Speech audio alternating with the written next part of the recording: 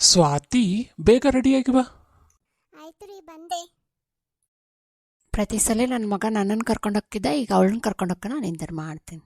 ಮಗ, ನಾನು ದೇವಸ್ಥಾನಕ್ಕೆ ಕರ್ಕೊಂಡು ಹೋಗು. ಆಯ್ತು ಸರಿ, ಬಾ ಹೋಗೋಣ ಬಾ ಅಮ್ಮ.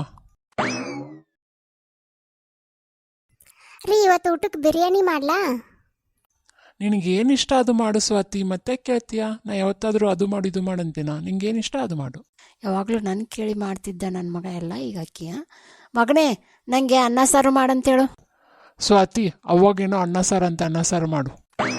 ರೀ, ತುಂಬಾ ದಿನ ಆಯ್ತು, ನಂಗೆ ಏನು ಕೊಡಿಸಿಲ್ಲ, ಏನಾದರೂ ಕೊಡಿಸ್ರಿ. ಆಯ್ತು ಸರಿ, ಕೊಡಿಸ್ತೀನಿ. ಮಗನೇ, ಖರ್ಚು ತುಂಬ ಮಾಡಬಾರ್ದು, ಸೇವಿಂಗ್ಸ್ ಕಡೆ ಗಮನ ಕೊಡು. ಈ ಸಲ ನೋಡಿ ಜಾಸ್ತಿ ಖರ್ಚಾಗಿದೆ. ನಂಗೇನು ಬೇಡ ಬಿಡಿ. ರೀ, ನಾನು ನನ್ನ ತವ್ರ ಮನೆಗೆ ಹೋಗ್ತಾ ಇದ್ದೀನಿ. ಪದೇ ಪದೇ ನಿಮ್ಮಮ್ಮ ನಮ್ಮಿಬ್ಬರು ನಡುವೆ ಬರ್ತಾ ಇದ್ರೆ ಈ ಮನೆಗೆ ಇರೋಕ್ಕಾಗಲ್ಲ ರೀ, ನಾ ಹೋಗ್ತೀನಿ. ಸ್ವಾತಿ, ಹೋಗ್ಬೇಡ, ನನ್ನ ಮಾತು ಕೇಳು. ಏನಾಯ್ತು ಮಗನೇ? ಅಮ್ಮ ಸ್ವಾತಿ ಮನೆ ಬಿಟ್ಟು ಹೋದ್ಲು. ಮದುವೆ ಆದ್ಮೇಲೆನೂ ಮಗ ತಾಯಿ ಮಾತೇ ಕೇಳಬೇಕು ಅಂತಂದ್ರೆ ಖಂಡಿತವಾಗ್ಲೂ ಮಗ ಮತ್ತು ಸೊಸೆ ನಡುವೆ ಜಗಳ ಹತ್ತೋದಂತೂ ಖಂಡಿತ.